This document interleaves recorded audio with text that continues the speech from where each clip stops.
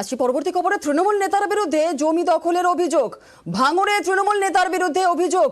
ভাঙড়ের হাতিশালায় জমি দখলের অভিযোগ, আর জমি দখল করে বহুতল তৈরি করার অভিযোগ উঠছে রশিদ মোল্লা এবং তার অনুগামীদের বিরুদ্ধে।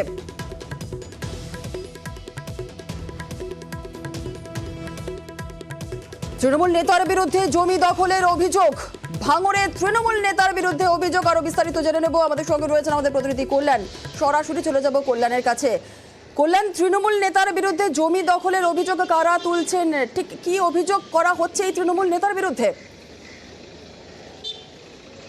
একেবারেই জুনেলা জানিয়ে রাখি, এই হাতিশালা এলাকায় কিন্তু জমির দাম আকাশ ছোঁয়া। আর তার কারণ হচ্ছে একেবারেই নিউ টাউন লাগোয়া যেহেতু এই হাতিশালা, ফলে এই হাতিশালাতে এক টুকরো জমির দাম কিন্তু প্রচুর। আর সেখানেই কিন্তু এবার জমি দখলের অভিযোগ উঠেছে তৃণমূল নেতা রশিদ মোল্লার বিরুদ্ধে। কে এই রশিদ মোল্লা?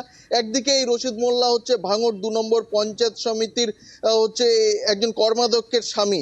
এরই পাশাপাশি এলাকার প্রভাবশালী তৃণমূল নেতা। এই তৃণমূল নেতার বিরুদ্ধে অভিযোগ উঠেছে এলাকার যে সমস্ত মানুষজন রয়েছে যাদের জমি, তারা কিন্তু এই ঘটনায় কলকাতা লেদার কমপ্লেক্স থানায় লিখিত অভিযোগ দায়ের করেছে। পুলিশ ইতিমধ্যেই কিন্তু লিখিত অভিযোগের ভিত্তিতে তদন্ত শুরু করেছে। স্থানীয় যে সমস্ত মানুষজন যারা অভিযোগ করছে তারা কিন্তু বাধা দিতে গেলেও যেহেতু তৃণমূল নেতা প্রভাবশালী, সেই কারণে তারা কোনো রকম ভাবে তাদের কাজ আটকাতে পারছে না। আর এই তৃণমূল নেতা কিন্তু তার প্রভাব খাটিয়ে লোক বল দিয়ে তারা কিন্তু বহাল তবিয়তে সেখানে কাজ করছে। এখনো পর্যন্ত কিন্তু কাজ বন্ধের কোনো রকম ভূক্ষেপই দেখা যাচ্ছে না, কাজ চলছে। তবে লিখিত যেহেতু অভিযোগ দায়ের হয়েছে, পুলিশ কিন্তু তদন্ত করছে বলেই পুলিশ সূত্রে আমরা খবর পাচ্ছি। তবে কেন এই জমি দখল হচ্ছে? শুধু এই জমি নয়, এর পাশাপাশি হাতিশালাতে একাধিক এরকম জমি দখল করে তৃণমূল নেতারা তারা কিন্তু প্রভাব খাটিয়ে দখল করছে সাধারণ মানুষকে ভয় দেখিয়ে। কার্যত এলাকার মানুষ ভীত সন্ত্রস্ত হয়ে রয়েছে, সেই কারণে তারা থানায় লিখিত অভিযোগ দায়ের পর্যন্ত করতে যেতে পারছে না। যদি অভিযোগ দায়ের করে, অভিযোগকারী যিনি তিনি কি বলছেন শোনাবো। 1954 সালে আমাদের জমি কেনা এবং তাতে আমাদের আরএস পর্চা আছে, আমাদের এলাকার পর্চাও আছে এবং জমি ভোগ দখলও আমরা সবাই করছি।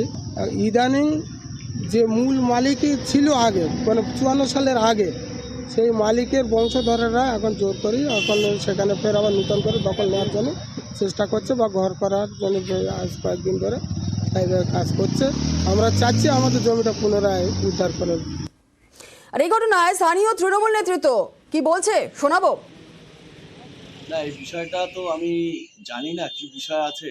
যদি ঘটনাটা সত্যি হয়, সত্যতা থাকে, দল নিশ্চয়ই এর বিরুদ্ধে ব্যবস্থা নেবে। আমি দলের সঙ্গে কথা বলে আমি পরবর্তী পদক্ষেপ জানাবো। আজকে পরবর্তী